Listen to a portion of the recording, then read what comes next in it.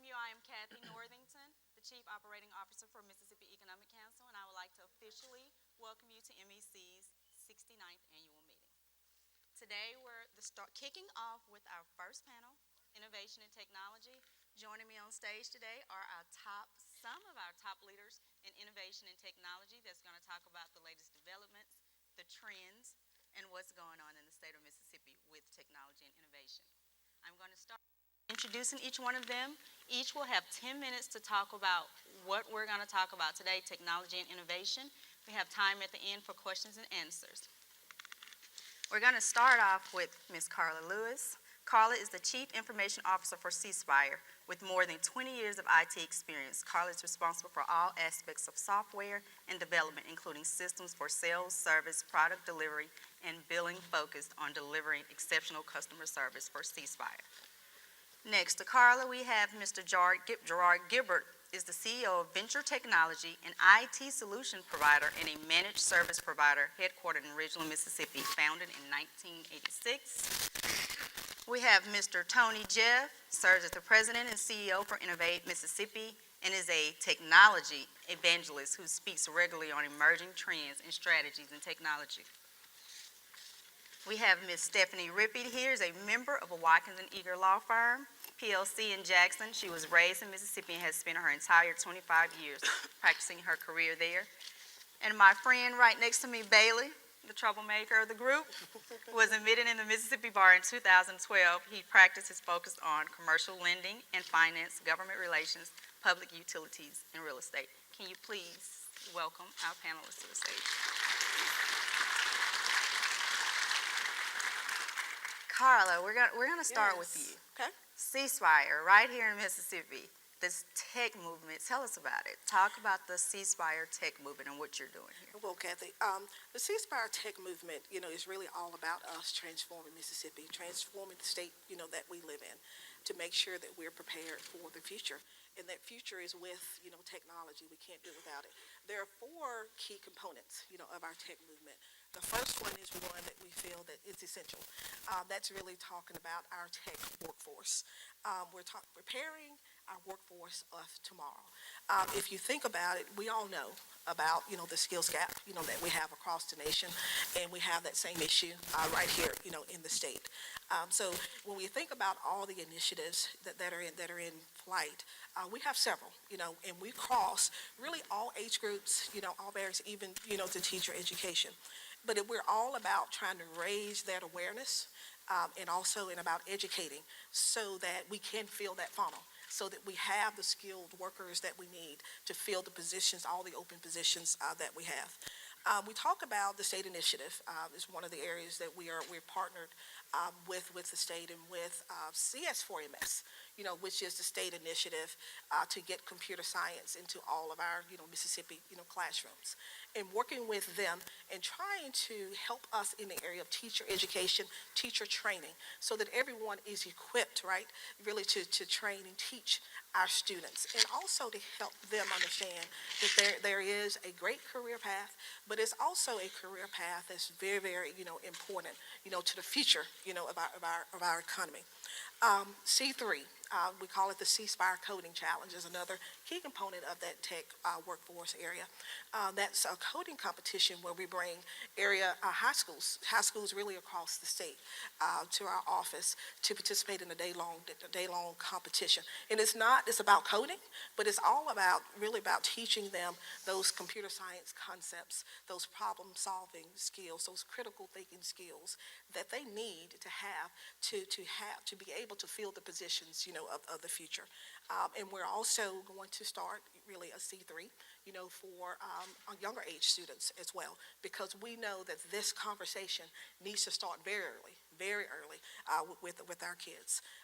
We are a founding sponsor of the Basecamp Coding Academy, which is another key component of this. If we're going to help fill that funnel, fill that pipeline, we have to have other alternative means of really getting skilled people to fill the jobs that we have. That is a 11-month-long, vocational program that really prepares students right out of high school with that training to enter the workforce. And I can say that C Spire has successfully done that, and hired for those students from the inaugural class, and we're preparing to do the same with the second class, that's going through.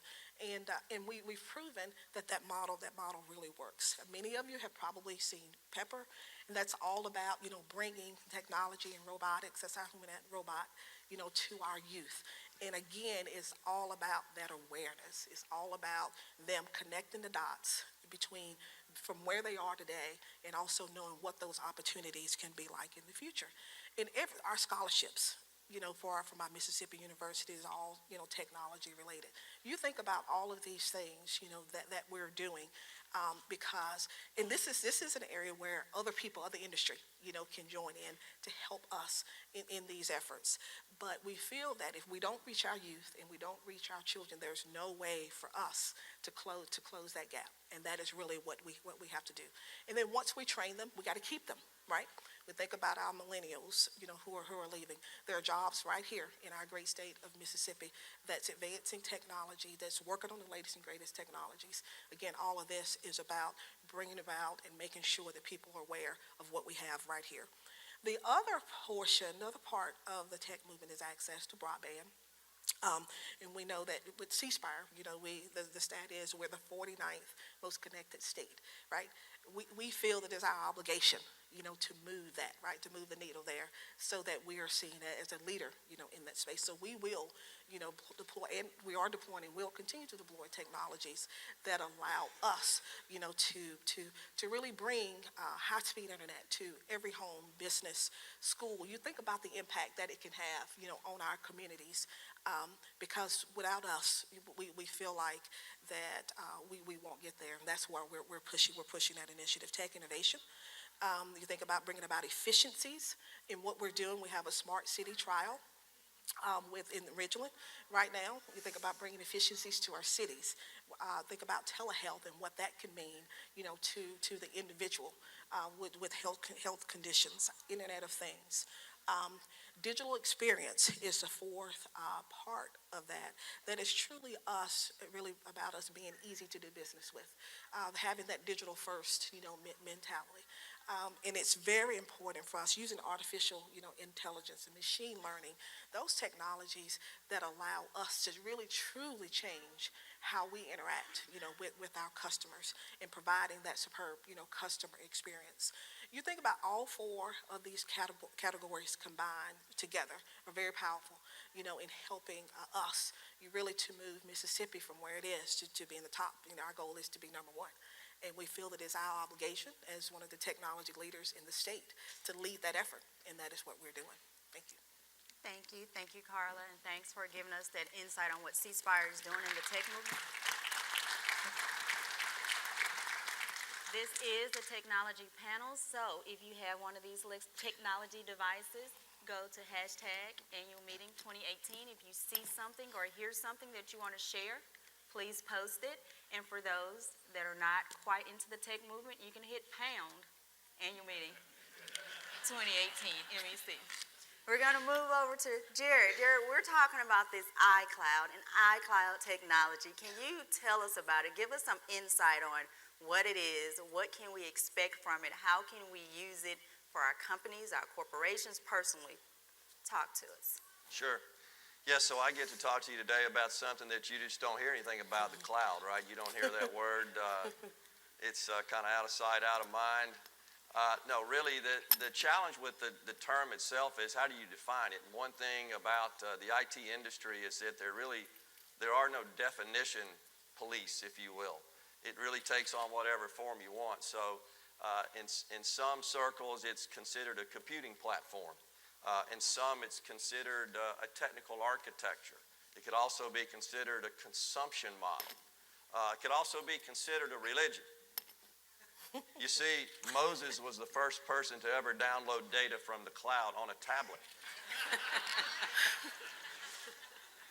So years ago, when this cloud first started coming on the scene, I really felt like that I needed a definition that could sort of make sense. And primarily communicating with IT managers, it's our customers. And so my definition simply is that it really refers to a model where a highly efficient, rapidly scalable, highly virtualized asset pool of IT infrastructure assets are used to deliver IT services, IT functions as a service through either private or internet connectivity. That's kind of a long definition, but that really does sort of capture the essence of cloud. Now, to the end user, you don't really care.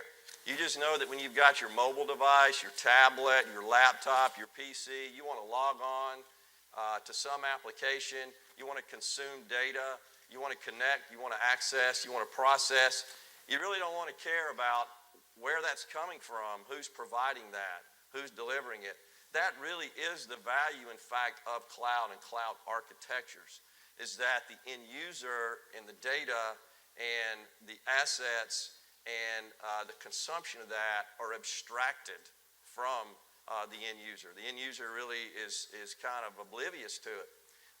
One day you may log on, and you probably don't know this, but your data and your programs may exist on a server somewhere in a data center, somewhere in the world, and the next time you log on, it could be in another data center, on another server, on another storage device, somewhere else in the world. That's really the essence of cloud.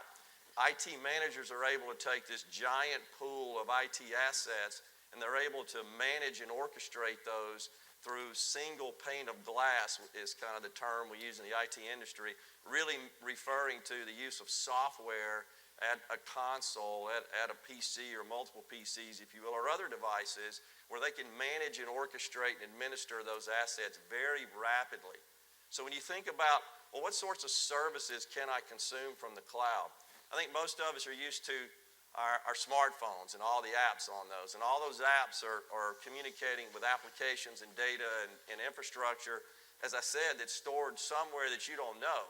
But there's lots of services that are spinning up really in the cloud market. So unified communications as a service, which really refers to hosted voice, is kind of the typical term for that.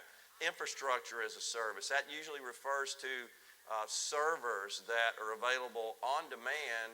If you look at some of the public cloud provider models, literally you can put your credit card in through a browser and you can compute and buy time for in minute increments. You don't have to contract for anything long term. So you just need a server, and you need to put some data and programs out there and do some processing for a temporary period of time.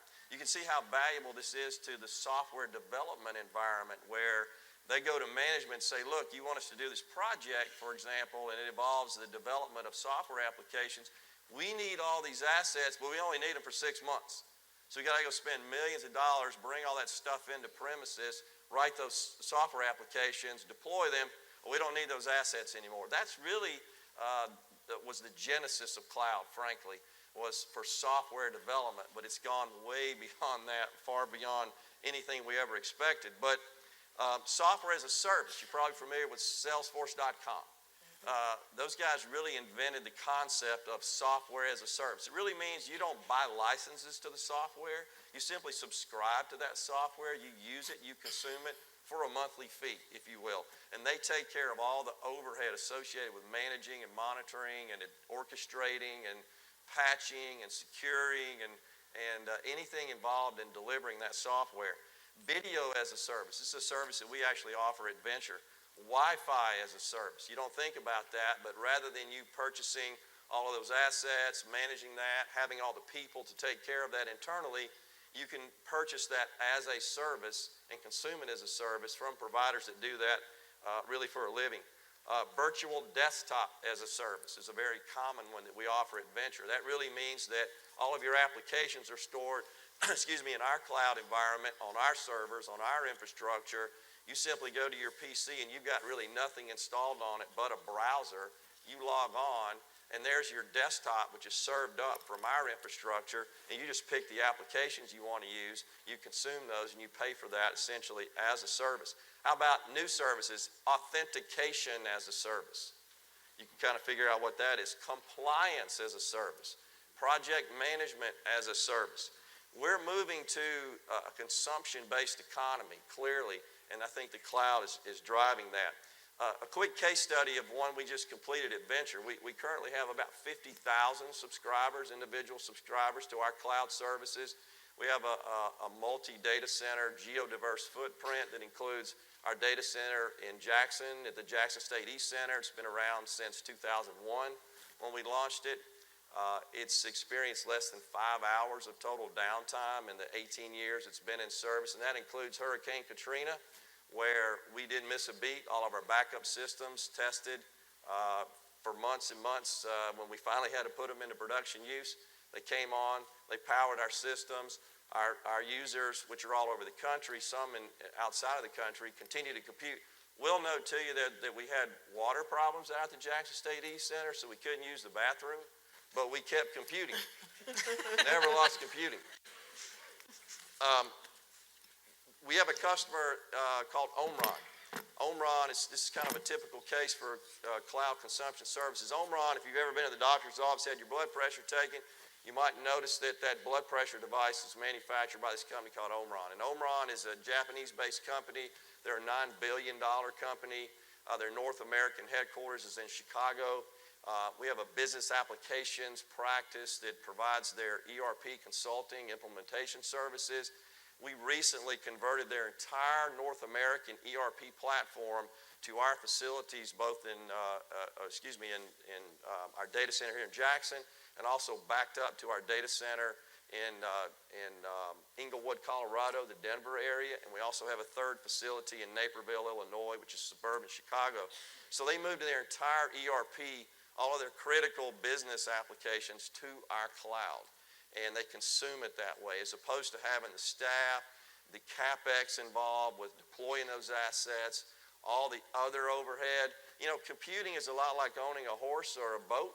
You think you're done when you buy the horse or the boat, but really your costs are just starting, because you got to have people and you got to have all sorts of other assets and resources to manage and maintain those assets. That's really one of the primary benefits of the cloud. Another major benefit is just rapid deployment. If you go to your typical internal IT organization, you say you need some new applications, they'll give you a timeline, a project plan. This is typically what frustrates management. But in a cloud environment, those services and applications typically are already provisioned. It's just a matter of logging on and consuming them. So there's no delay, there's no CapEx associated with that, there's no big costs associated with provisioning. There are risks, of course, with cloud technologies. You know, one that's top of mind is security. If you've been watching what's going on the Hill lately, you see Facebook under a lot of scrutiny by our Congress. What is the role of government? What is the role of regulation in cloud technologies and data in general? I'm not really sure. Not prepared to talk about that, but just know that the more we adopt cloud, the more these challenges are going to face us. There are challenges from an internal perspective. There are compliance challenges that you've got to be concerned about. For example, we host the cloud environment, the application environment, for about 75 emergency 911 facilities in the western United States and in Florida. And our cloud systems and our data centers have actually undergone a criminal justice information systems compliance check, which means that we are certified by the CJIS Institute to host critical data that applies to the criminal justice environment. You may know about Amazon as a major cloud provider. What you probably don't know is that Amazon makes little or no money off their core business, the one you're familiar with, where you go online and buy stuff and they ship it to you. They just started making money on that 2 quarters ago. They lost money up until then. On the other hand, about 90% of their profit comes from Amazon Web Services, AWS. They're arguably the largest public cloud provider in the world. That's really where their money comes from. You can go on, like I said, put your credit card on and start computing. We have a customer switch networks. You ought to take a look at those guys. They maintain 3 data center facilities in the western United States. I guarantee you, if you're on your phone right now or sometime today, you're using data that is being transmitted and traversing their infrastructure. 7.2 million square foot data center facility in Reno. Happy to say we were a participant in the provisioning of those IT assets there. Totally powered by renewable energy. Both Microsoft and Apple and all their data center facilities and all of their cloud facilities are also powered totally by renewable energy. I noted that Microsoft announced earlier this week their Singapore, their Pacific Rim facilities are now totally powered by solar. And this is kind of a trend I think you're going to see. The cloud industry is about $300 billion currently. It's actually quite small. The IT industry globally is about $4 trillion. So it's about 10%. You're going to see those lines cross as time goes on. You're going to see new services, new value propositions, new applications that we can't even think about today, and you're going to see lots of disruption. So get ready. The cloud is here to stay, and it's going to get bigger and better. Thank you, Gerard. You've heard about the cloud, and you've heard how it can enhance productivity in the workplace. And we also heard right here at annual meeting that Moses was the first to use the cloud on his notebook. So with that lead in, the evangelist of technology, Mr. Tony Jeff, tell us, the Department of Labor forecast that there will be 1.5 million jobs needed by 2020 in the industry and science and technology, but there's only 500,000 that are enrolled in these classes to take these, to fill these jobs. So that's a 1 million person job gap. Can you talk to us about that, Tony? Tell us what Innovate Mississippi is doing to fill that gap. Sure, thank you, Kathy. And for those of you not familiar with Innovate Mississippi, it's really easy to think of us a lot like the Mississippi Shark Tank organization. We work with the earliest stage technology and innovation companies, and we've worked now over a 15-year history with a little more than 1,300 companies who've raised about $172 million. So it's no Silicon Valley in that regard, but it is in many ways a very active area of economic development in the state. And we work in a really kind of simple model. For every single idea that comes into our door, we try to work with them to figure out what's the right plan, and more importantly, to connect them to the existing resources within the state, to mentors, service providers. Many times they need members of their team to do that work. And so we've been active in trying to help these companies to become investor-ready deals, because all of them, frankly, come to us not for all the mentorship and connections and prototyping help and those other pieces, but instead to get to the capital.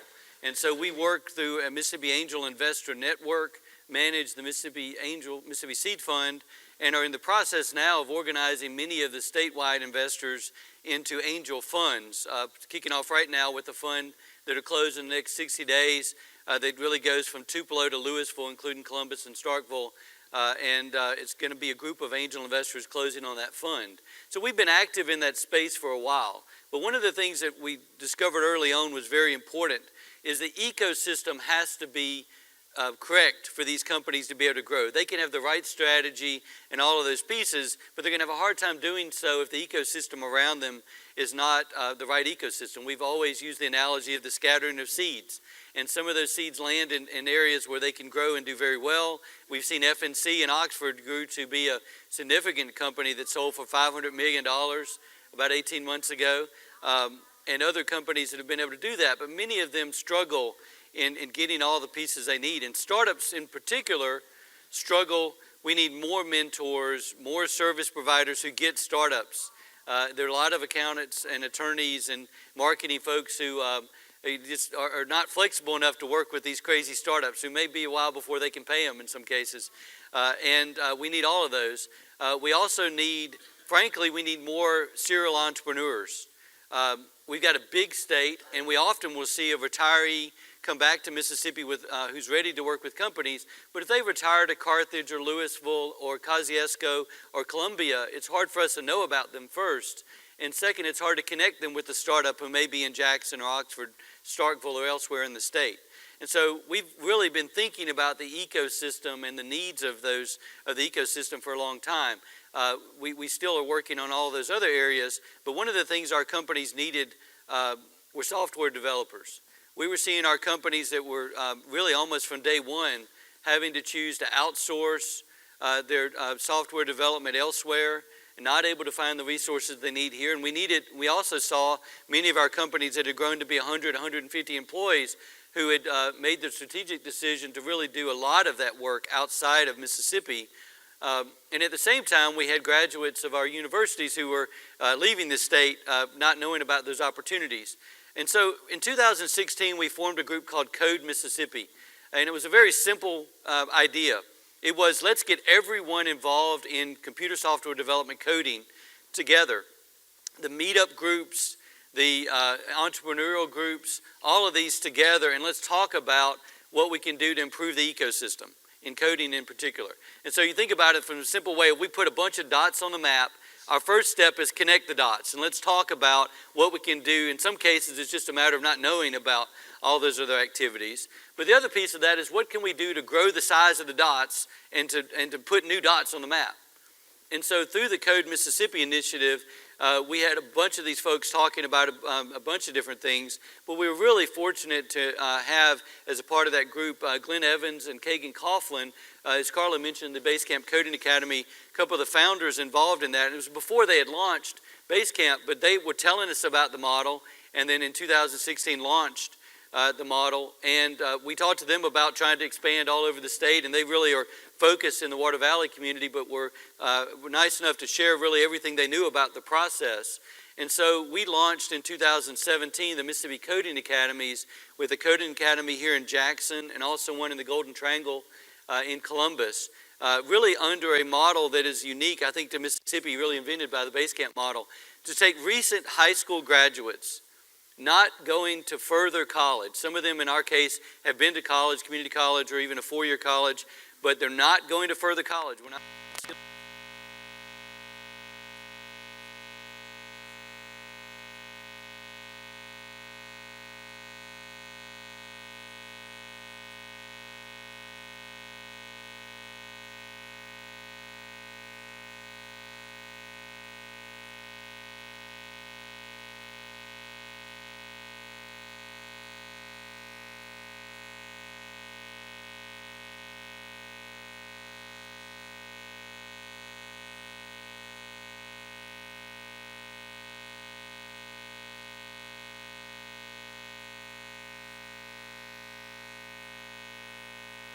the curriculum, frankly, on the selection of the students, the coders that are coming in, on the evaluation process of those students and those coders. And then finally, we want them to all be hired by those same companies when they exit, hopefully with a lot of experience and knowing that they've learned exactly the skills they need to be employable on day one, as well as having had a chance to interact with all the coders during the course of that process. And so we think it is a uniquely Mississippi model. As Kathy mentioned, there are a ton of coding jobs. As between 1,100 and 1,500 would be our best estimate in Mississippi, although Apple, when they were in not too long, they thought there were as many as 5,000. And we're also hearing from lots of employers that they don't do that work here because they can't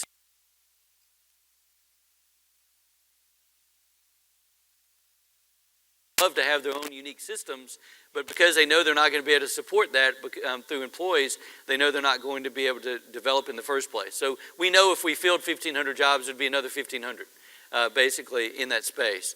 And so one of the things that's interesting about the Coding Academy is it is so employer driven. We're literally trying to get every employer who's likely to hire software developers in the next few years involved in the program. We think there's going to be a really something special about these employees. These are folks with deep Mississippi roots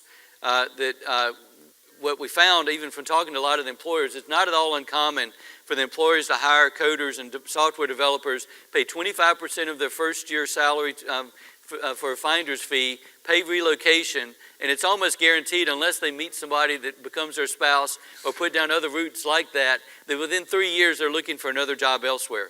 And they've been trained here and are likely to leave. But we think the coders under this Mississippi model are not going to be that way, just like with Basecamp. They're interested in local positions, despite the fact that they're only today Water Valley, Jackson, and Columbus academies. They're interested in positions anywhere in Mississippi. And so we want every employer that is likely to hire software developers in the next few years to be involved in the curriculum development, all the other aspects of that. I would add to that Innovate Mississippi, normally in this situation, I have the same ask. I say, we need better ideas because we need better startups. We need better mentors because we can never have too many. We need better service providers who are willing to work with these startups and the quirkiness of some of these crazy entrepreneurs and willing to get paid for that, but have to be flexible in the way that works. And then we need more investors because there are always going to be opportunities for investment in some of these companies. And we have ways through the angel funds to get them involved in a way that's less risky. They get to diversify the risk a good bit more. But I will add the final thing that now that we're doing the Mississippi Coding Academies, is we absolutely need anyone who's likely to hire software developers. Find me, Janet Parker from our office, and someone else afterwards in the back or anytime today. Love to get you engaged in the process so that we can get this next generation of coders developed in Mississippi and working with you in positions that we think are going to be 20 and 30-year positions, not the normal 2 or 3 that happen from bringing in those resources from out of state. Thank you, Tony. So you've heard from Carla about the C Spire Tech movement. You've heard about cloud technology.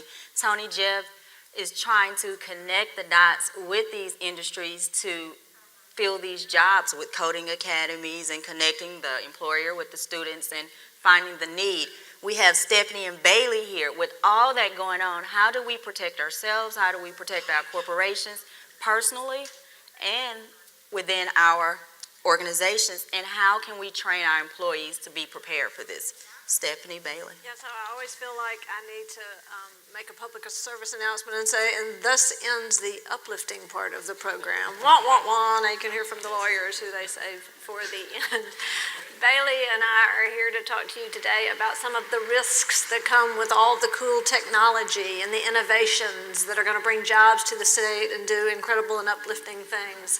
But there are some risks associated with that. And Bailey and I are going to talk to you about, I don't know if that's me, the concepts of data privacy and data security. People use those terms interchangeably, but they're not really interchangeable, they overlap. Data privacy is the concept that if I, as a user, give you, my banker, let's say, some of my personal information, you are able to use it, and you're able to use it in certain ways, but only as we've agreed and as I've consented. And if you use it some other way or try and sell my data, when I didn't agree to that, that would be a violation of my data privacy. Data security overlaps with that because once the bank has my information and they're entrusted with it, then it's their job to make sure that it stays secure and that a third party can't come in and get access to that information because that's not what I consented to either. And not only is it focused on you and your business and your employees, but let's say, for example, if I give my information to the bank and I say the bank can use it in certain ways and the bank elects to store it in Gerard's cloud, which I'm sure is very safe, still the bank is responsible if something happens with one of the vendors that they let store the information for them. So the ripple implications of what can happen if you are not maintaining data privacy or can be very great and can be expensive to your company. And I think the message that Bailey and I probably want to leave you with today is that it's now an issue that's front and center.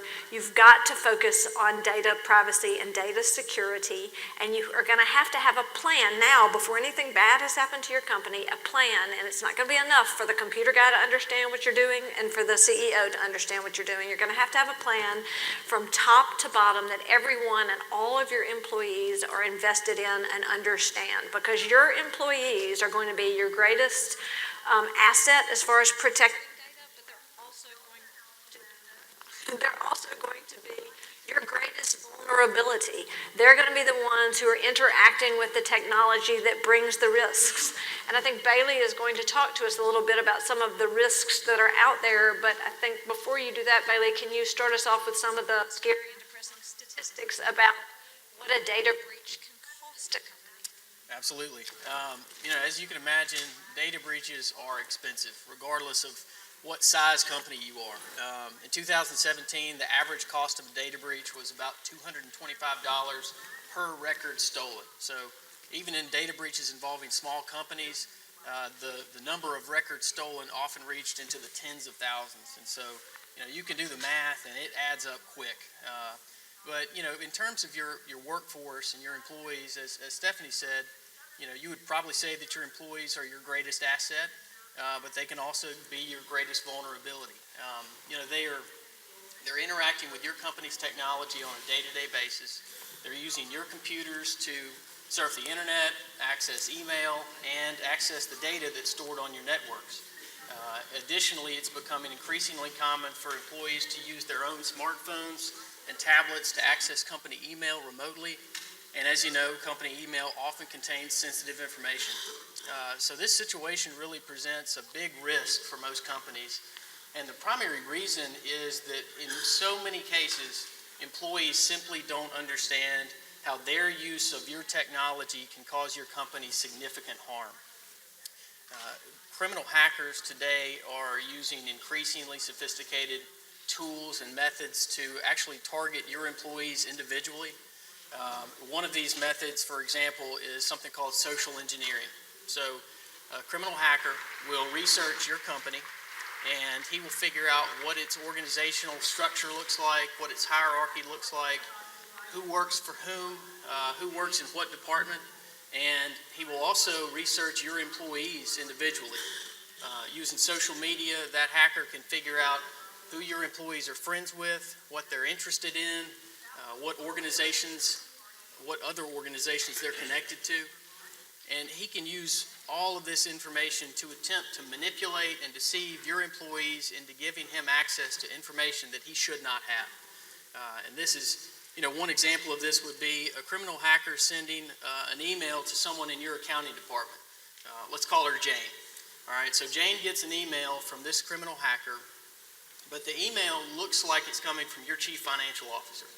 The header in the email has his email address. It's identical. And the body of the email is well written.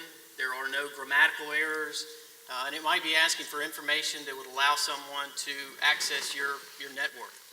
Now, this email is, of course, a forgery, but, Jane doesn't know that.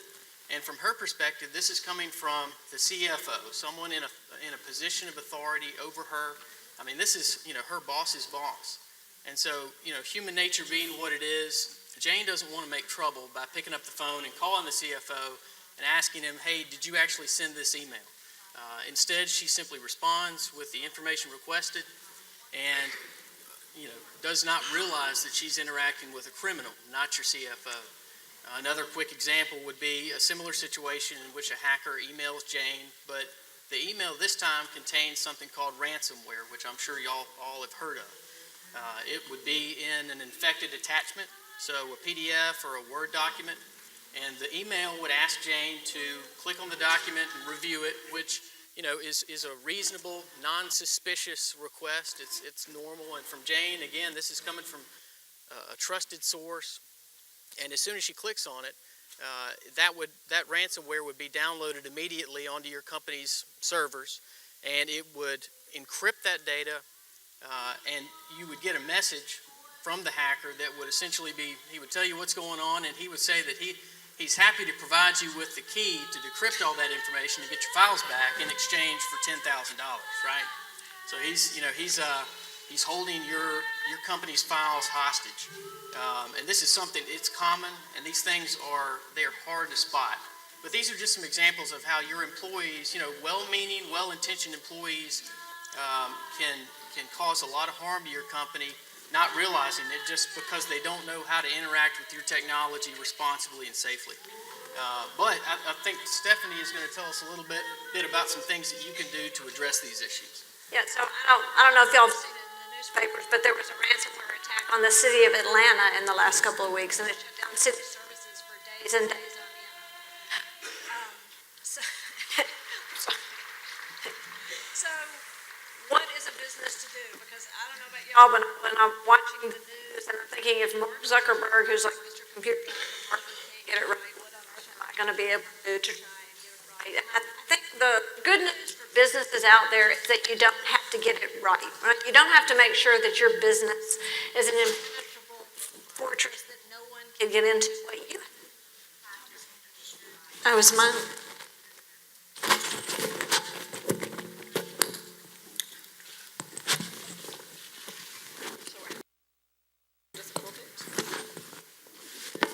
that better? Oh, good. Thank you. Okay, so you don't have, the good news is you don't have to make sure that your business is a fortress that cannot be penetrated, because you can't do that. You listen to Bailey's examples, poor Jane, you're not going to be able to make your business such that no one can get in, because criminals are always outsmarting us, and they're changing what they're doing, and as soon as you figure out a way to avoid one scheme, they've come up with 10 more. So as lawyers, what we see from the unhappy end after you've been sued, or after there's been a breach, is that the businesses that are in the best position to defend themselves are the businesses who took reasonable steps and reasonable efforts.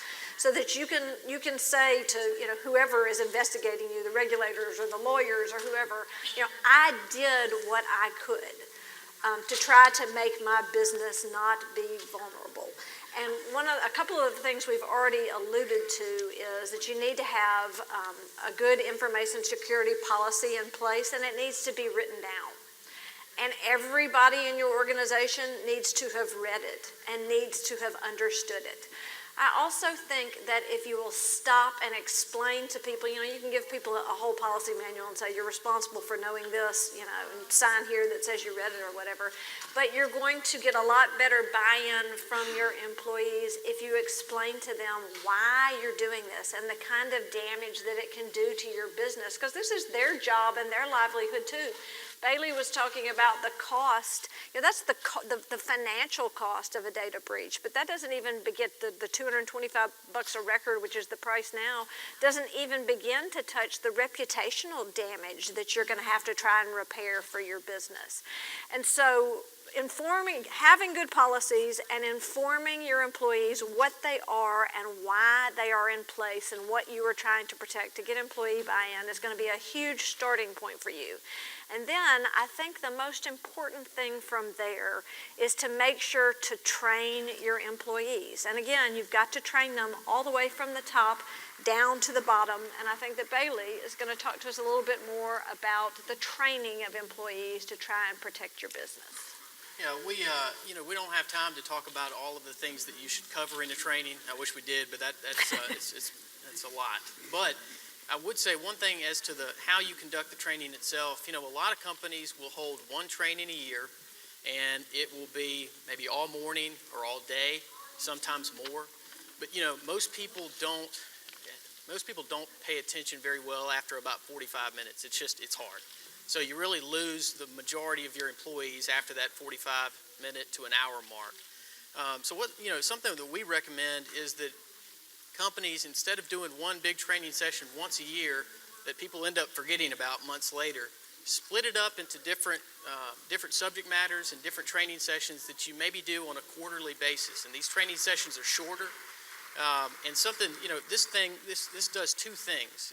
Number one, it promotes better retention by your employees. They remember more of what they learned. And number two, this regularity of training will serve to keep data privacy and data security on the forefront of your employees' minds, because that's really where it needs to be.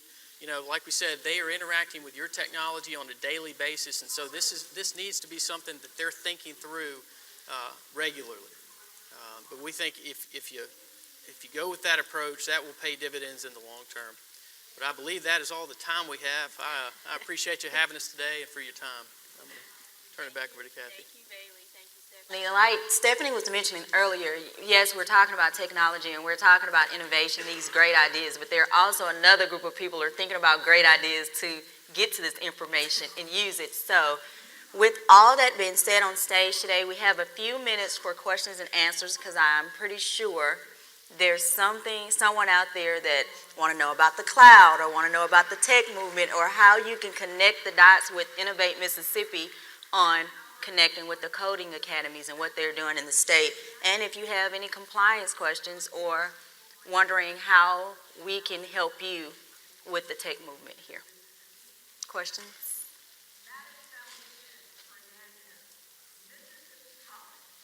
Well, it looks like you guys have done a great job explaining yourself. Thank you for our first session of technology and innovation.